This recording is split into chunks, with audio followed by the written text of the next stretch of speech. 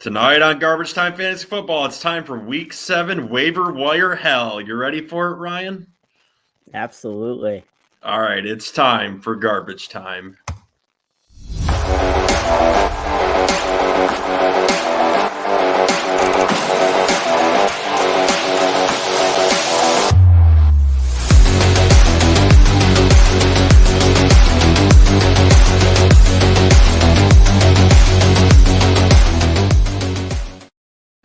Welcome in, guys. This is Garbage Time Fantasy Football. Tonight, it is me, Joe, and Ryan running the show. You can find us here on Spotify, YouTube, Apple, Google Podcasts. Tune in anywhere you find your podcasts. Like and comment below and join the Heckling Fandom.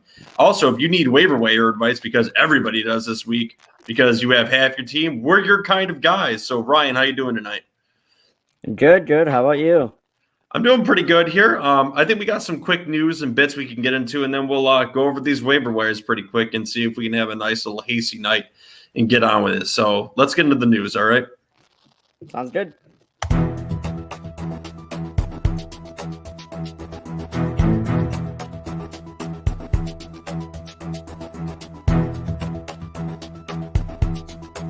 News updates. All right, so it's some interesting news. Coming out of the game last night between the Bills and the Titans, corner Caleb Farley left the game, and it is expected that he's going to miss the year. And that is actually a detriment to the Titans, who already had a very weak secondary, and they may be a very good streaming option to play against for the rest of the year. And I believe they are going up against the Chiefs this weekend, or is it the Colts? My gut tells me it's the Chiefs, and if that's the case, you may want to stream a lot of their players, especially if you're playing in DFS against them. Regardless, they're a good opponent to go up against going forward. The Chiefs. Yeah, so it's going to be a very hard weekend for them going forward, too. In other news, the Saints have signed Lamar Miller, but Dwayne Washington should remain their backup, so I don't think that's anything you really need to pay that much attention to. You might see it on your news, but don't go out there and get Lamar Miller just because you see him and he's a big name from the past. I don't think this is anything detrimental to anything, and I don't think it's a sign that their starting running back is injured. Agreed. Onto that, too. So Andy Reid made a comment also that Josh Gordon is coming along, and yes, he had 0 catches this past weekend. I think that's just coach talk. I don't really think he's established himself and has a role in this offense at all. Just for the immediate meantime, I would completely ignore him. If it's a very, very deep dynasty league, you potentially bench him. But as I said on a YouTube short a few weeks ago, too, I don't see him really doing anything here. Historically, the Chiefs' number 2 wide receiver really hasn't done anything, too, and I don't think there's really a piece of him in this offense, especially yet. Do you have any thoughts on him or this Chiefs offense? Yeah, I mean, I'm just not having him on my team. I mean, especially now that we're finally entering where bye weeks are going to be pretty frequent, your bench becomes incredibly important. You're going to want people on your bench that you could put in right away if you have an injury or a bye week, and I just don't think Josh Gordon's going to be able to do that for you this season. Yeah, and that's increasingly concerning, as you said this week, where you might have to end up playing someone like a Brandon Ayuk, who has done absolutely horrible up to this point in the season. But it's so scarce on the waiver wires right now, whether he's on your bench and you pick him off waivers, you may be forced to play a player like that and just hope that he finally breaks out even in week 7, which we should have seen the breakout for him already this season. It's very concerning. Unless you listen to this show and hear our waiver wire pickups, you might be able to get something sneaky in there. Yeah, just don't listen to me on Brandon Ayuk, because up to this point I have been completely wrong on him. So that is not some advice you want to end up taking. Speaking of injury news, too, Dawson Knox injured his hand. They don't expect him to miss a lot of time. They're saying minimum, though, 1 week. So I don't think this injury is as alarming as it initially sounded. Yes, he did hurt his hand, but he also came back into the game and still played well, even with it. So I think they're going to rest him. It's a broken bone in his hand, which, like I said, sounds concerning, but maybe it's just something that won't be detrimental to him catching, which is weird, but I'm not a doctor, so. And I think they have a bye week anyway, so, like, you weren't going to have them anyway, I'm pretty sure. Yeah, so onto that, too. Julio Jones also left the game in the fourth quarter, and this injury is a little bit more concerning. So he's been dealing with injuries the last 2 years, and he had a hamstring that flared up. And like I said, he's been dealing with injuries this whole season so far, and he just can't seem to stay healthy. So what are your thoughts on Julio Jones going forward? Is he someone that you can rely on? No. So yeah, Mike Vrabel came out and said he's day to day, but I know people had high hopes with him going over to the Titans, but he's only broken above 10 points once this season. I mean, I know he missed 2 weeks, but he's just not someone that you can have confidence in going forward, especially where you probably took him in the draft. It sucks, but I just don't know if he's someone that you could confidently play every week. Yeah, speaking of that game last night too, I just wanted to highlight a few things too before we move on to the waivers really quick. It was nice to see that the Bills actually are a team that can come back down to earth and lose to a team like the Titans, who have such a really bad secondary. The Titans figured out how to score endlessly in this game, and Derrick Henry went absolutely crazy this year. He's looking like the number one running back in all of football this year. He's on pace to break the NFL rushing record by far. He went for 20 carries, 143 yards, and 3 touchdowns. So if you went out and got Derrick Henry this year, he's in playoff form already. And I think that's going to look to continue too. Yep, it hurts my heart because I took Christian McCaffrey with the first pick in my draft. Who's played in a total of 6 games since 2019, I believe. And it makes me want to cry a little bit. I'm sure. Also, Josh Allen did what Josh Allen does. Went for 35 out of 47, 357 yards, 3 touchdowns. Stephon Diggs finally broke out a little bit more, but it was still, middling compared to what he did last season. 9 for 11, 89 yards. So, positive things coming out of that direction for that way. Bills just are not happy with the fact that they lost that game and they thought they were going to the Super Bowl.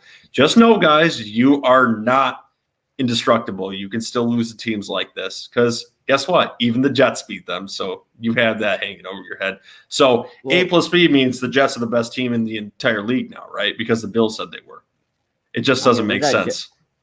With that Joe math, I mean, absolutely. And then from that game too, it's just worth highlighting. Emmanuel Sanders had another strong showing.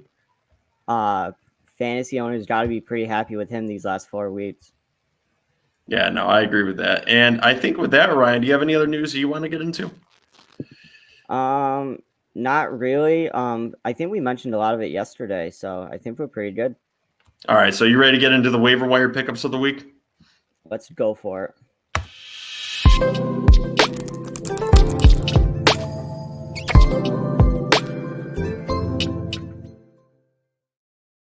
All right, sir. So I'm going to let you have your pick of it. Do you want to go to the quarterbacks or running backs first? Let's do running backs. All right, let's go a little bit out of order. So obviously, the number one waiver wire priority that many people are going to have, and I think is smart, is obviously JD Mckissic, someone who other podcasters on the show have talked shit about. He's coming off an absolute phenomenal performance against Kansas City, and Gibson is hobbled. They think Gibson might play through this, but I think this is going to be a sign of things to come.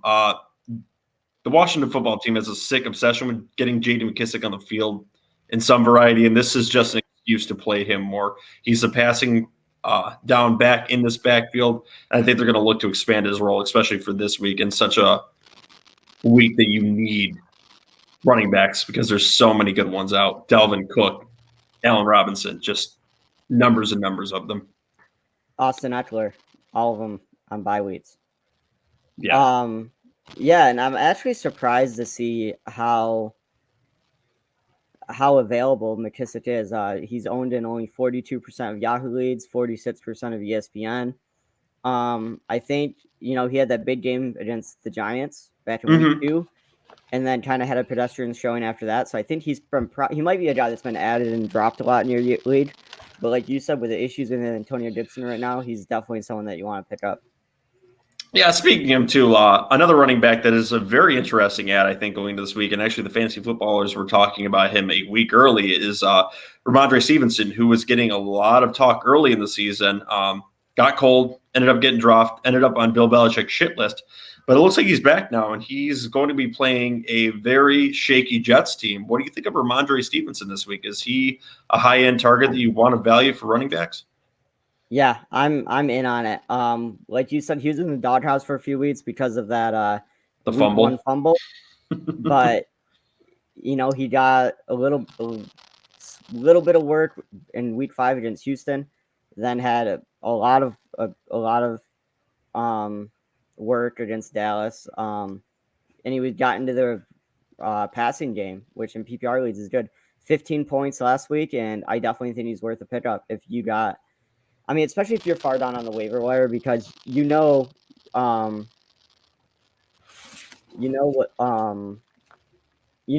Johnson's probably going to be taken on you. JD Mckissic's probably going to be taken on you. So if you're sitting a little bit lower there in the waiver wire, I would look at Ramondre Stevenson for sure. And then I'll throw in another one who's your boy, Michael Carter. Yeah, he's actually on my list, so go ahead and get into that too. Coming up against New England, who has struggled against running backs, put up 10 points against Tennessee, then put up almost 15 points against Atlanta, come off the bye week. I think this is where you could start seeing him truly take on that big running back role and start racking up points. Not only that, they've had 2 weeks of game plan around him too, and he's had 2 weeks off the field, so he's going to be nice and fresh too. And he was starting to flash right before we hit the bye week, so exactly. I think you're right. I think he's a very good pickup.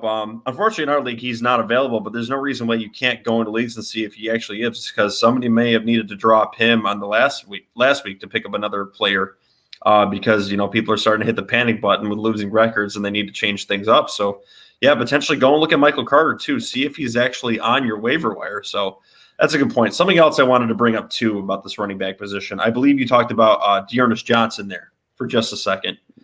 Yeah, he's going to be forced into a starting role for the fact that Kareem Hunt is going to the IR and Chubb isn't expected to be back for a few weeks now. That report ended up coming out today, so he may be the de facto starter for the next few weeks here, and you may actually have running back too, especially behind a good offensive line for the next few weeks. It just depends on how this backfield ends up hashing out. I understand there's another running back there, but by the looks of it, I think he's going to be the one that gets the first crack at it. What are your thoughts on this position right here?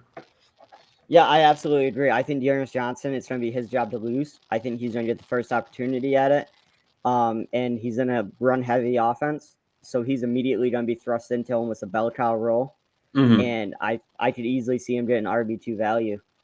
Yeah, speaking of very ineffective bell cow rows too, someone that's on a lot of waiver wires is Mark Ingram. And unfortunately, you may have to play someone like him this week with so many running backs out.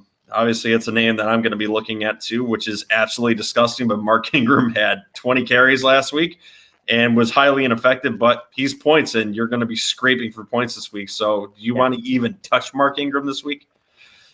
I mean, yeah, and like I said, it's all going to depend on where you're at in the waiver wire, how far down the list you are. And because I know, at least in my leagues, it is slim pickings, especially at running back.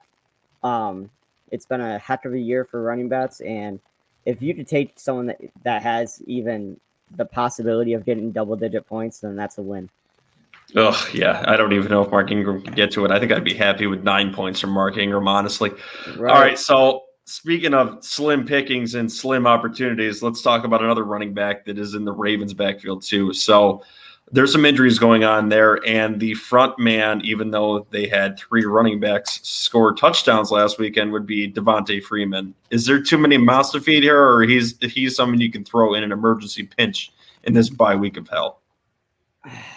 It's hard because I also know the Ravens activated Le'Veon Bell this week, right? Yes, they did. Yeah, so they activated him.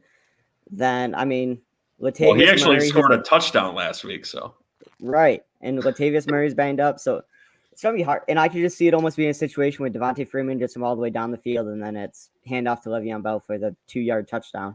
Or Lamar Jackson scoring 2 touchdowns this weekend. Yeah, so he would be like my very last pick, I think. Like the last running back. If I really was struggling, he would probably be the last one I'd take. Okay, Ryan, who would you rather have out of this group of not over enthusiastic running backs? Would you rather have a Michael Carter or Mark Ingram this week? Michael Carter. I don't think he has as much competition in that backfield. And like you said, they've had a bye week to game plan around him. He was getting hot right before that bye week, so I would definitely go with Michael Carter. All right, if you say so there, boss. I mean, you are, first in your division, and I am also now first in our division. So funny how that ends up working out.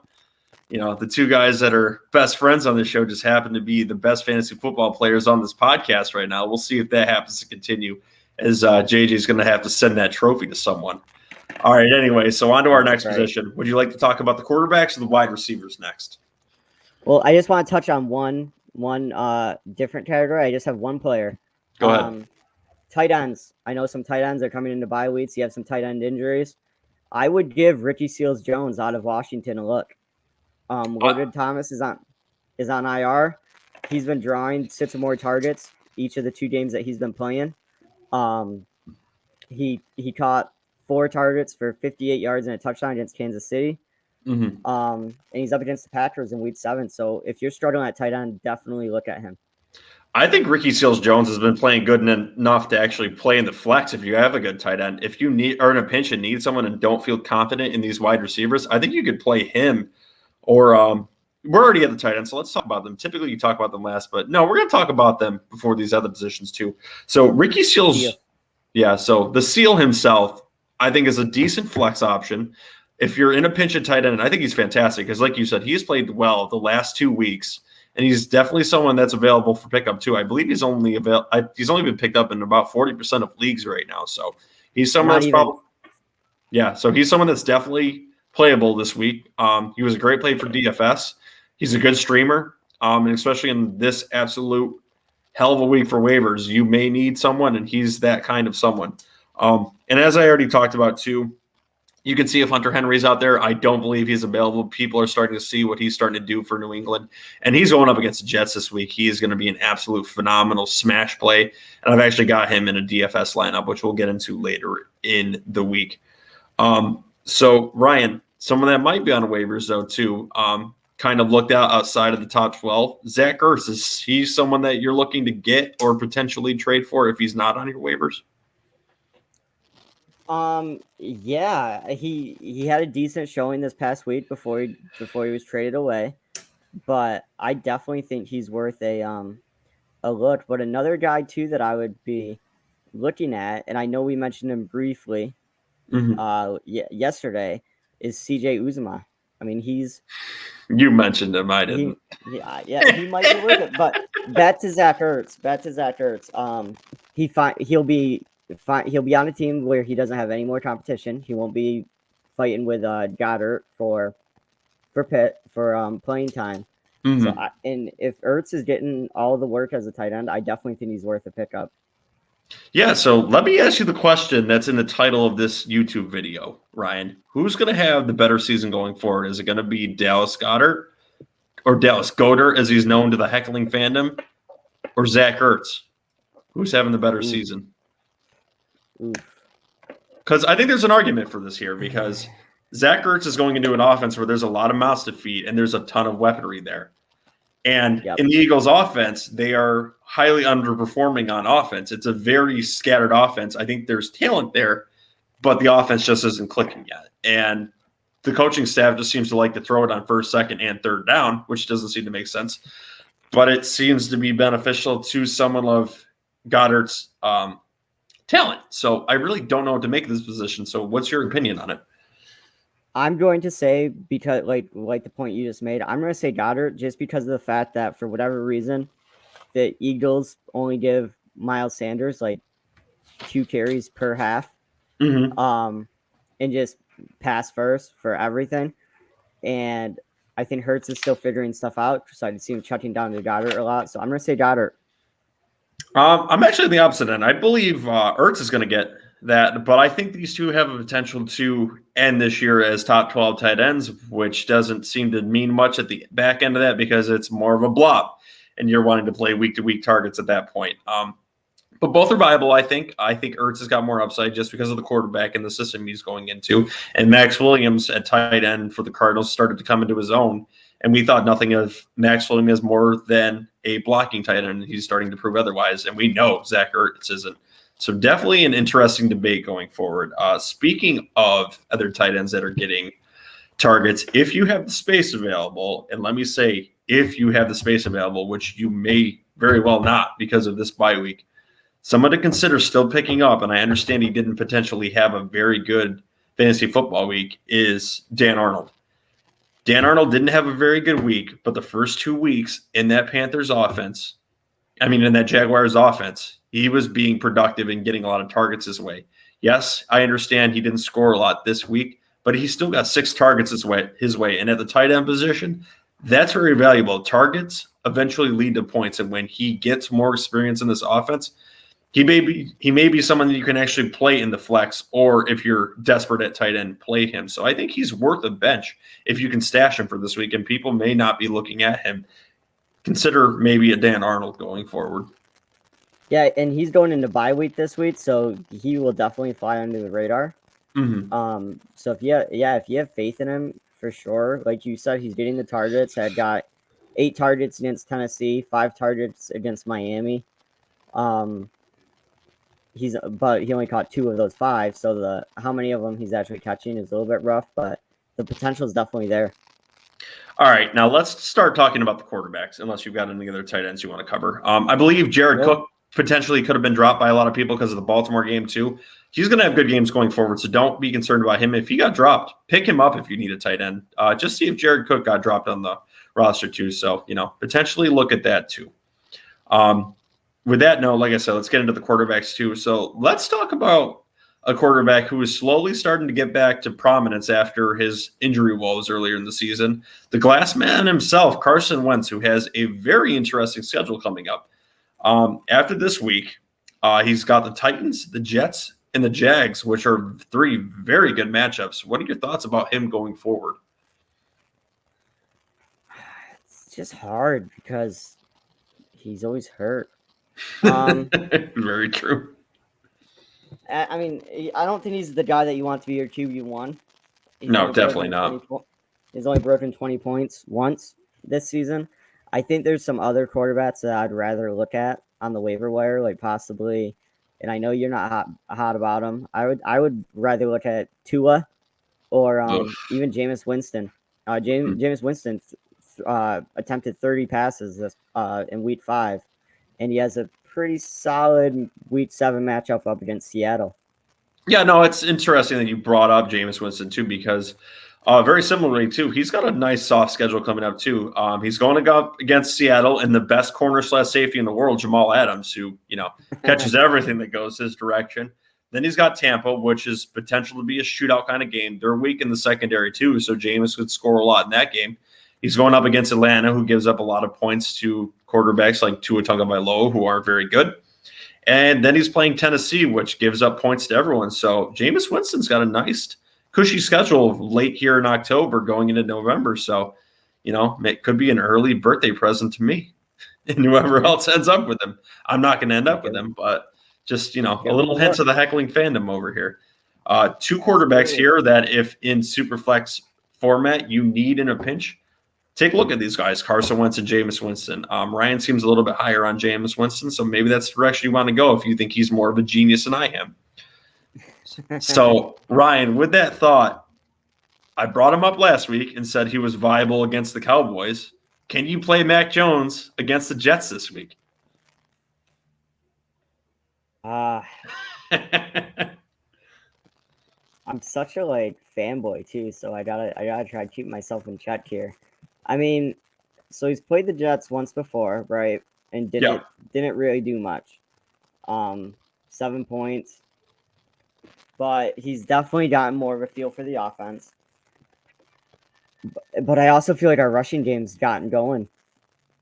And I think that they may be looking more. I'm going to say no. I think I would look at Jameis Winston, Tua, Wentz.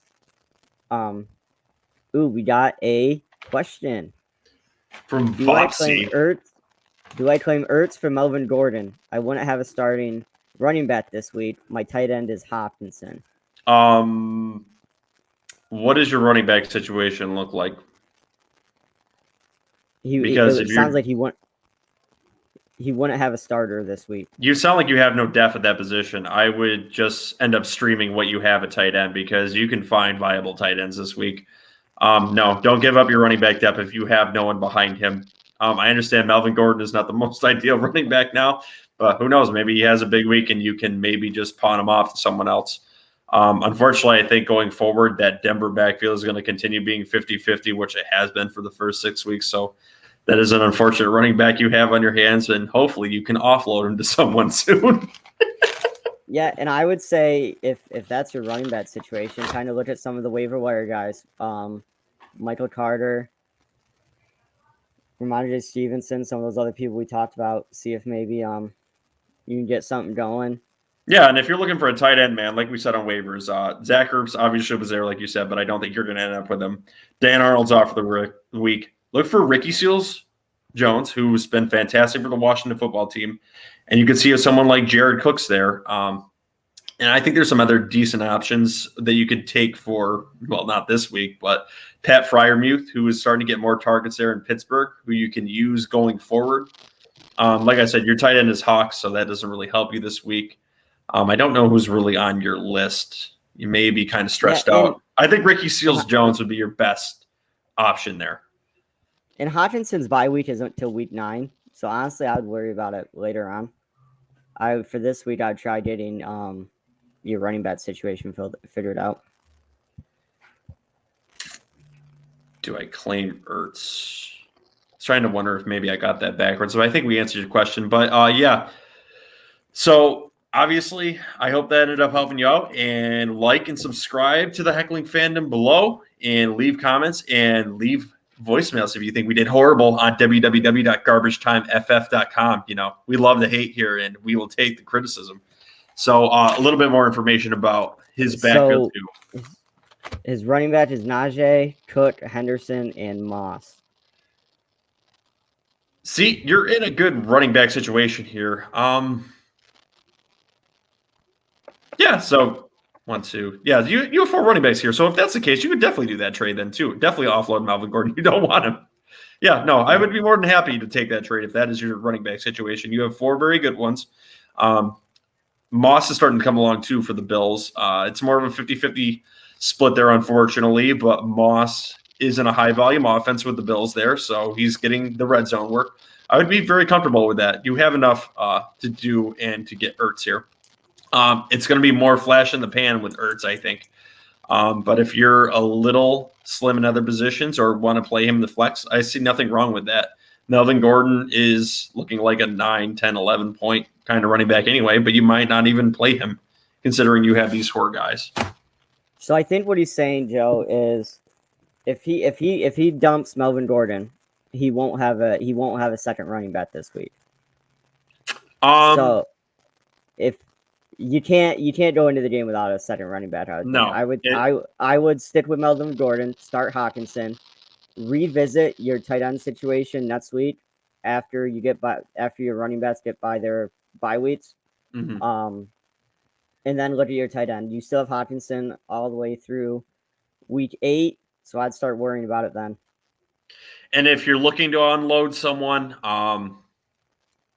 maybe potentially see if they would end up trading for Moss.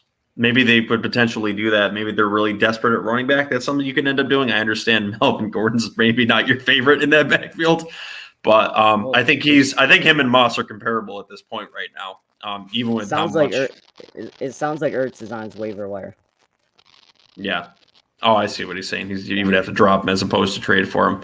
Yeah, no, don't do that. It's the running back is a much more valuable position if he's there, and obviously you wouldn't have one this week, so do not do that. And thanks for clarifying that for us. So like we said, like the video below, leave comments if you have any other questions, man. We'll also answer any other ones if you have questions later on in the week too. So subscribe to the channel. We'd like anyone that we can get right now. Ryan, did you have any other quarterbacks you wanted to talk to besides maybe Mr. Derek Carr? Derek Carr, he's ticking me off is what he's doing, because I did pick him up in a league and then just a stash, and then he just kind of sucked. So yeah, you see he plays well when you don't have him. He's coming off a 3-touchdown game, and then when you're looking to play him, he's horrible for you. Yeah, I mean, he's only had 2 weeks where he went under 20 points, so if you're really struggling at tight end, at quarterback, and your quarterback's going into a bye, then I guess, sure. But I'd be looking at Tua, Winston, or Carson Wentz first. Who would you rather play, Derek Carr this week or Sam Darnold? Who are the Panthers facing again? The Giants? Oh, Sam Darnold. That's I'm actually way easier than I thought it'd be. I actually don't think you're right here, man. So I actually believe, and I actually listed the Giants as a defense you can play this week and get off waivers too, because they've been giving up a lot of sacks lately, and the Giants tend to get pressure. I don't believe Sam Darnold's going to be in for a good week, and I'd rather have Derek Carr. I would rather have Derek Carr coming into this week. So yeah, Ron, you heard, yeah, absolutely. So Ron, you heard that right. I would rather play Derek Carr as opposed to Sam Darnold, because I think the Giants defense is going to have potentially a good week. And I think they're going to be an easy waiver wire pickup. So that's someone we can also talk about when we get to defenses. Ryan, is there any other quarterbacks you want to talk about before we get to the final positions, wide receiver and defenses? Nah, man, I think we covered it. All right, so let's talk about the most in-depth position of this week, where a lot of people are going to be looking to fill their spots outside of running back. Marquise Callaway. He's on a lot of waivers. He's coming off a 2-touchdown game. Do you believe that this is a flash in the pan, or are you going to see some consistency before Michael Thomas comes back to the team in a week or two? So I was high on him to start the season, and he let me down. But now he's kind of redeemed himself here, coming off a 24-point game in week 5. Now he's got a bye week. Now he's going up against Seattle that doesn't really have that great of a secondary, in my opinion. Yeah, if you're hurt, and I like it. All right. And then you have to get on the carousel ride that is the Cardinals wide receivers, and which one is going to perform well week to week and on a lot of waiver wires is A.J. Green and Christian Kirk. Which one this week is going to have the better game, and who do you want? Flip a freaking coin, you know? It's going to be... It's going to be Zach Ertz. Yeah, it's like... Oof. And they're going up against Houston. Yeah. Which means either one of them could freaking explode. But you also have the potential, I think, for them to get a very big lead early and them to ease off the gas and go with the running game. It's tough, but you're going to have to play these kind of guys because there's just so many teams on buys, as we said this week, that are so detrimental to fantasy football being out. I'm going to go Christian Kirk. Yeah, no, I very hesitantly. In other words, he's going to try to avoid the situation and go with some of these other. Yeah, your caveat, and hopefully getting someone else on the other end of this too. So, all right, Mr. Boom Bust outside of the new Tyler Lockett. Now that their starting quarterback is out, Henry Ruggs, is he looking like someone that you potentially would pick up for teams this week if he's on waivers? No. Even with a 100-yard game on 3 catches, 97 yards, 3 catches. I don't want it. He wants nothing to do with it, folks. I don't want it. Like I said, unfortunately, with this desert that we have here this week, you might not have a choice if you don't end up with some of these other players. All right, Sterling Shepard. Yeah, I'm with it. Had a pretty solid game this past week. He's back. Kadarius Toney. It's looking like he might have kind of like a serious injury going. I think he had MRIs today. So Kadarius Toney was already ruled out for at least this week. Yeah, then I'm all in. So yeah, going forward, Shepard is a number 1 option because the rest of their wide receivers are hurt too. So at least for this week, Shepard is probably a very solid play and is going to be a high priority on the wide receiver target. So put him high on your priority if you're looking to get him and you need a wide receiver. So what's your thoughts on the rookie Rashod Bateman, who had 4 catches this week? Is he someone that you could stream potentially this week, or is this too early on his potential? No, I like him as well. Not as much of a boom game as some of these other people that we're going to be talking about in this episode, but he's going up against Cincinnati's defense.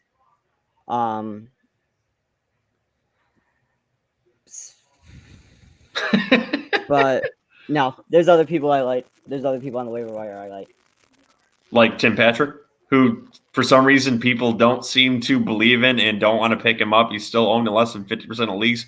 Yet he still seems to reduce. Yes, I understand Jerry Jeudy might be coming back soon, but he is still not back, so I see him as a viable streamer. Once again this week, we seem to mention him every week like every other fantasy football podcast too. Tim Patrick is Mr. 9 points for you, so put him in as your flex your emergency wide receiver, and I see nothing wrong with him. Do you have anything else to say about Mr. Boring Tim Patrick? No, run with him till Judy gets back. Once Judy gets back, bail. Yeah, then you're out. Just put him back on the waiver wire. All right, Rob. I know I mentioned him briefly yesterday, and you weren't about it, but I'm still going to throw him out there. T.Y. Hilton, out for the first 5 games with a neck injury, but came back, caught all 4 of his targets for 80 yards up against Houston, led the Colts in targets, actually, which is kind of a low ceiling when you think about it. If you only got 4 targets, and that was the most of any wide receiver on that team. And I know he's got a little bit of a quad thing going on, but he faces Tennessee in week 8, so I give him a look. Ryan, we call him T.Y. Houston, as they do in other podcasts too, for a reason. He plays good against Houston, and that is the only team he has played good against for the last 3 years. So no, I am absolutely throwing that take in the trash. That is a horrible take. Do not pick up T.Y. Hilton because he is not going to do shit for you. I can tell you right now, I would rather have Marquez Callaway, A.J. Green, Christian Kirk, Henry Ruggs, Sterling Shepard, and even Rashod Bateman over T.Y. Hilton. I want nothing to do with T.Y. Hilton. I understand he is a veteran, but he is 5 years past his prime. They are limiting his reps for a reason. He is not going to stay healthy, and he is only up for Houston games, so pick him off the waiver wire when he's going up against Houston. Outside of that, for some weird reason, do not touch him. I hope he goes off. And then I'm going to get back on this and talk all the trash. All right. All the shit. So we have a question. Swift and Thielen for Eckler. I'm good at wide receiver. I have Tony, Ridley, Kutz, and Debo. Other running backs are CMC and Jacobs, so he's definitely struggling there. I say yes. So he has Jacobs and CMC. CMC is almost not viable for the rest of the year, which is very unfortunate. And he'll end up getting Vulture on his team. Yeah. Eckler's just been so damn good. And he would end up getting Thielen. Tony's out for a week. Ridley's underperformed. Cooks is I'm hoping Tyrod gets back there for him. And Debo's been good. 15. Yeah, I mean, it's not the worst trade in the world. I would see if I could get more for Eckler because Eckler's been top 5 running back right now. No. See if you can squeeze him. He would be getting Eckler. Oh, well, yeah, that's the case. Absolutely, I would make that trade. That in a heartbeat. Yeah. If they're offering that you for Eckler, hell yes, you do that to get Eckler. That's not even the question. I love how you read everything backwards. Yeah, it's like I've got dyslexia tonight or something. But yes, absolutely do it. If you're giving up Swift and Thielen, but you're getting Austin Eckler, absolutely. He's coming off a down game, so this is probably why this guy's trying to sell him so low. But do it. Do it before he changes his mind.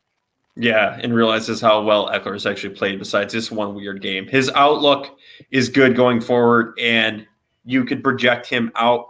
He's playing up against very high-powered offenses going forward. Eckler is going to have a fantastic year going forward. Just a weird week for them. They hit a bully with the Ravens, and they're going to be good going forward. So, yeah, absolutely, if you're obtaining Eckler, do that. If I'm reading it backwards correctly for some reason, and Ryan's actually got the issue, see if you can squeeze more out of it. But yes, get Eckler. Another wide receiver I wanted to talk about too, Ryan, as much as it might make you want to throw up in your mouth a little bit, is Brandon Ayuk playable this week because George Kittle is out, and you may unfortunately have to play him. All right.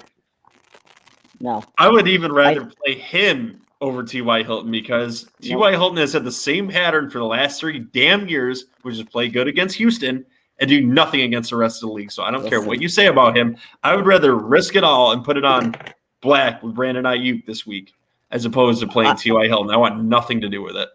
I know you're just trying to redeem your whole burning Ayuk thing, but it's not going to happen. It's just not in the cards. We're going to let it go. He's had 1 game where he scored more than 10 points. He's actually had 1 game where he's had 2 games where he scored more than 5. That's right. But guess what? It's the apocalypse, as they were saying on the Fantasy Footballers podcast. Hell week, and I'm playing him. I don't have much of a choice. So you will see him on my roster this week. And I am going to gloat like a son of a bitch if he gets more than 10 points. All right. So we're got saying another highly question. unadvised, but if you got to sit in an emergency, Brandon Ayuk might be your guy. Go ahead. Javonte Williams, Jacobs for Javonte Williams. I'm assuming Jacobs from the Raiders. Yeah. So, I'm reading everything backwards, Ryan. So which player is he getting? He would be getting away Josh Jacobs, and he'd be getting Javonte Williams. Absolutely not. Do not do that. Nope. Nope. Because it's especially if he does that other trade, at least you have Jacobs who you throw in your flex spot because Tony's out. Mhm. Yeah, don't do it. I understand that you're thinking forward here that Javonte is going to get the majority of the work for the Denver Broncos. But we just haven't seen that going forward. He has had nothing but a 50-50 split with Melvin Ingram, unfortunately, in that backfield, which is very unfortunate because I think Javonte is actually a little bit better of a running back. And I think he has shown that, but I think they want to keep both of them healthy going forward. And when Judy gets back, they're going to look to pass the ball even more. So I think you're going to see a balanced offense where the volume might go down for these running backs, and they're going to keep splitting it. So I think Jacobs going forward is going to get more work. I wouldn't do this trade. Yeah. And Javonte Williams has only had 2 games where he's put up double digits. Jacobs has put up double digits every week. I mean, nothing that'll blow your mind, but I don't give away Jacobs for Javonte Williams. Yeah, so Ryan, like we told Fopsy, subscribe to the show, and join the Heckling Fandom. And on our website, www.garbagetimeff.com, if we screwed up that trade for you and you actually do it, scream at us on the voicemails. We'll play it live on the show, and you'll get to hear us actually react to it. So you have that to look forward to. I believe I have covered everyone that I've got at wide receiver. Ryan, is there anyone you'd like to cover tonight? Cover at wide receiver. We haven't talked about No. KJ Osborne. I was about to mention him, and then you also got Darnell Mooney out there. JJ's boy. Interesting. Who would you rather have this week? Ooh, we're going there. Okay. Well, let me ask you this first. Do you believe that it was another flash in the pan for KJ Osborne, or do you think he's going to be productive going forward now that Dalvin Cook, the machine that makes this offense go, is back and healthy?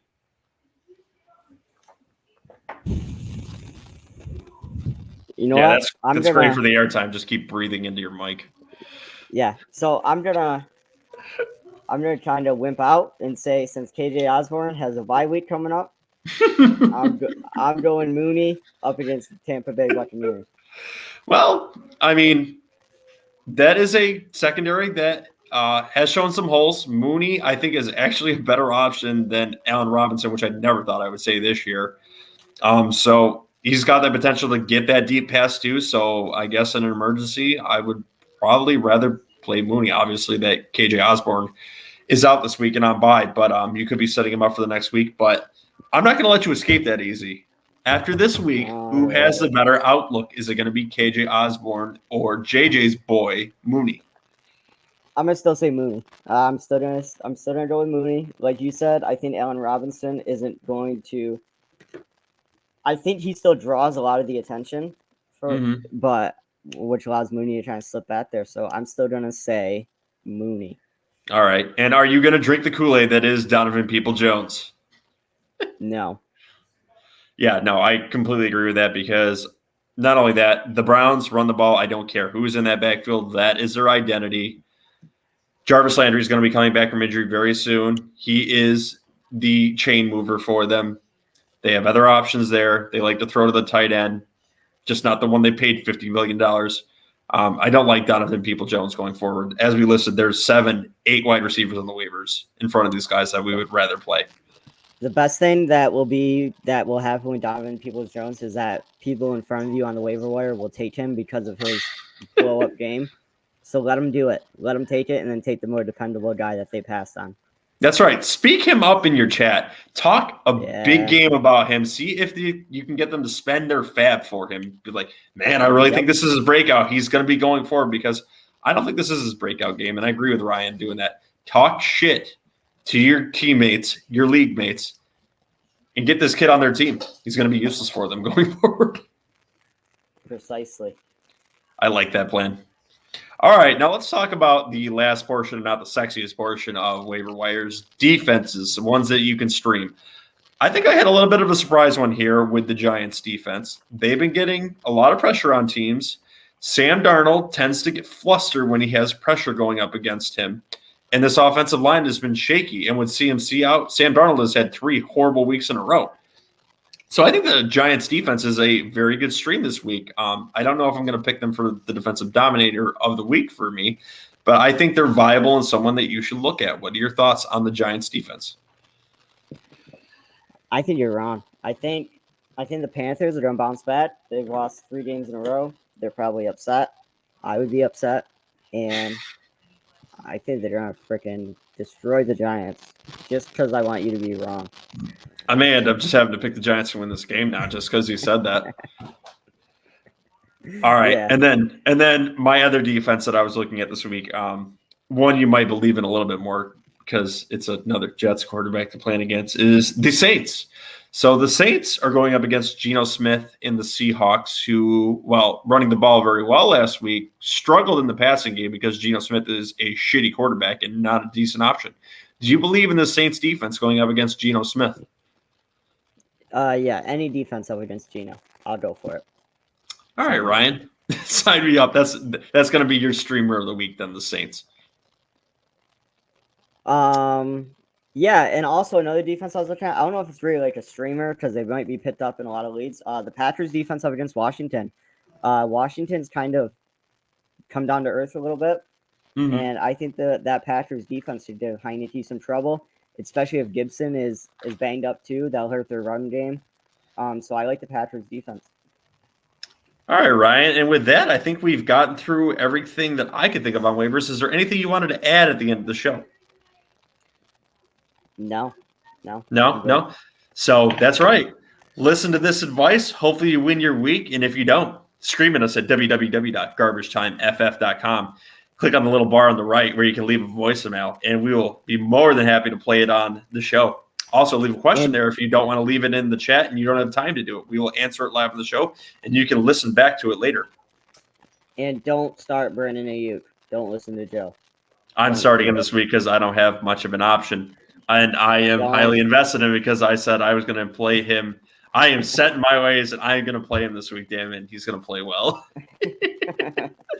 That's probably more hopeful than what it actually is going to do. But like I said, he can't ride the bench this week because half my team is out, and I am too stubborn to cut him. So welcome to the lineup, Brandon Ayuk. And with that, you can find Garbage Time Fantasy Football, guys, here on YouTube, obviously, if you're watching it right now. Spotify, Apple, Google, TuneIn, iHeartRadio.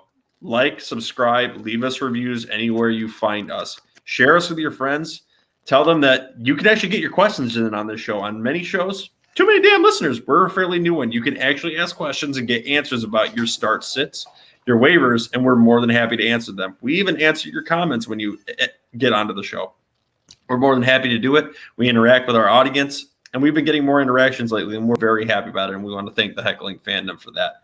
And Ryan also has a manly sister show, Garbage Time Presents the MMA Podcast, which he is more than helpful in winning money for you in DFS if you actually listen to him. Typically, he gets double-digit victories in his picks every single week, which helps you win money in DFS anytime you listen for MMA. Heck yeah, I got Paulo Costa versus Marvin Vettori coming up this week. Listen in. We're going to pod that. Hopefully get that out by Thursday or Friday. So listen in and get the picks. And with that, Ryan, I think we're at the end of the show. Like we said, we want to thank everyone that listened to it again. And screw JJ and Ron, because apparently they have lives and we don't. And with that, guys, have a good night and good luck on your waivers.